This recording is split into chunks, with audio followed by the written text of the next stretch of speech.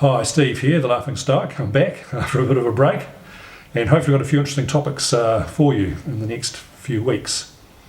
Anyway, I've been reading Alistair McIntyre's After Virtue, and it's a fascinating book, kind of a tough read in parts, but well worth it. So I'd just like to talk about some of the topics that he raises as regards virtue, which of course is the core concept in Stoicism. Everything else that the Stoic system emphasises arises from kind of the protection and the encouragement of virtue.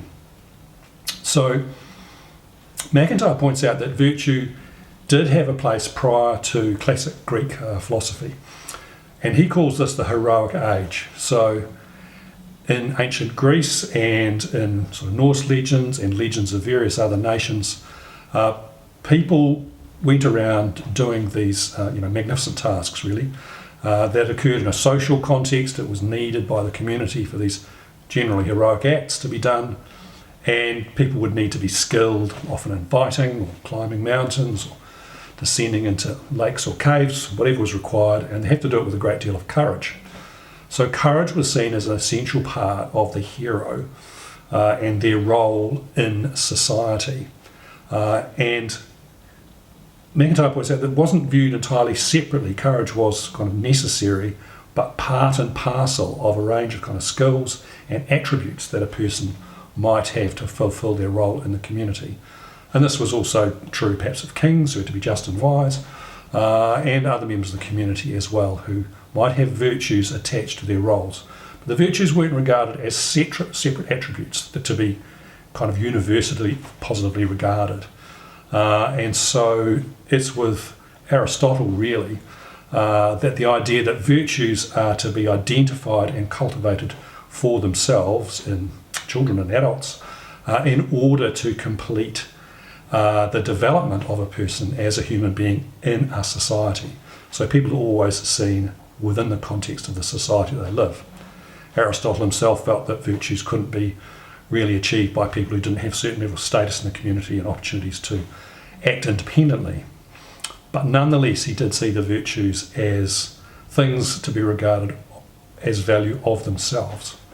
So this continued through sort of Greek and Roman tradition, but eventually kind of fell by the wayside a bit in Europe with the onset of medieval times. And it wasn't until Christianity picked up virtue ethics again with Thomas Aquinas and established the role of virtue within a Christian theology, and again regarded the prime virtues, the cardinal virtues as important, and then added the theological virtues. Now, one interesting thing about this Aquinian and really ever since tradition of virtues is it has made a very important shift in the way that virtue and vice are regarded. So for Aristotle, if we take courage as a virtue, he regarded that as kind of a middle way, that a person was courageous and a vice would be to fall into cowardice, but it would also be a vice to be reckless. So he regarded the virtues as a middle way between two vices. You might think about Patroclus in the story of Achilles, how he thought he was a lot better at fighting than he was. He took up Achilles' armour and weapons and went off to have the solo fight against the enemies in Troy, and was completely defeated and killed, and that really annoyed Achilles, who then went and defeated Troy. But the idea that would have been regarded as a vice on Patroclus' part, to be reckless and not identify his own levels of ability when facing an opponent. This isn't so much present in the Christian tradition, where virtues and vices are in a pair. So courage really only has cowardice as its counterpart, as a vice. And by and large in Christianity, the vices have kind of changed their names to sin, and are considered to be much worse really than they used to be under the Greek and Roman tradition.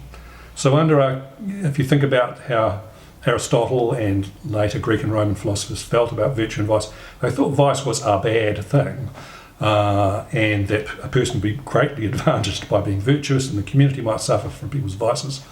especially if it was in people in positions like kings and such like.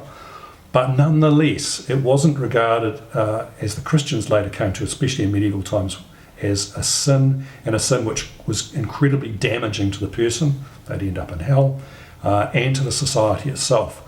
So people's vices then became things that could be punished for quite sternly, you could say.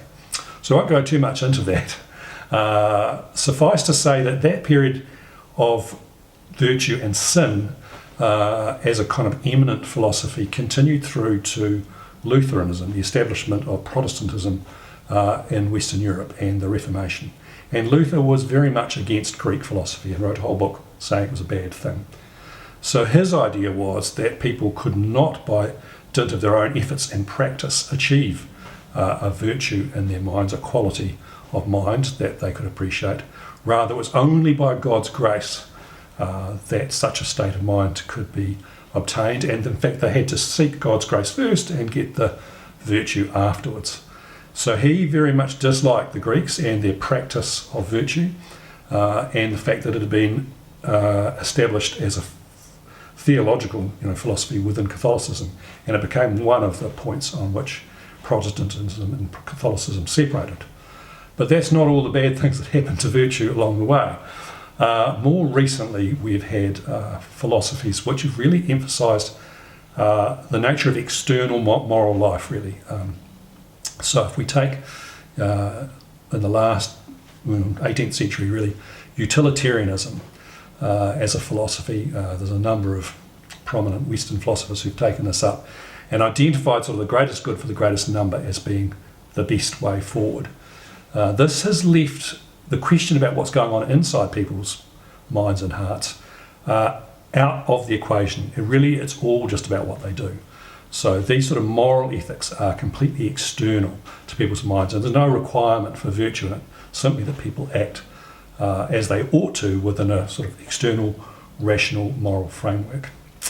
So that hasn't been great for virtue, the emphasis on external morals, but it's kind of got worse. So in the 20th century, existentialism came along, and there are various other philosophies which are similar. And that really took the view that in people's internal states of mind, moral regards to who they were and what their life was about, was really entirely up to them. They just had to make it up and do their best as they felt fit. And that there were no sort of standards or requirements for people's internal moral life. So not only did Sartre advocate this as a particular philosopher, but he also said it wouldn't really work either, and you'd end up with a sort of a wasted effort, really. So he didn't really think very much about the value of virtue or of people's efforts to construct an alternative.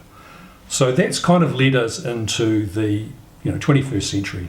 Now, I have to say, apart from these ideas coming along, they haven't kind of replaced all the previous ideas in society. All the ideas that we've had in the past are to some degree still present in society. Ideas of virtue are commonplace, and it's encouraged often in children in their development, which is probably a good thing.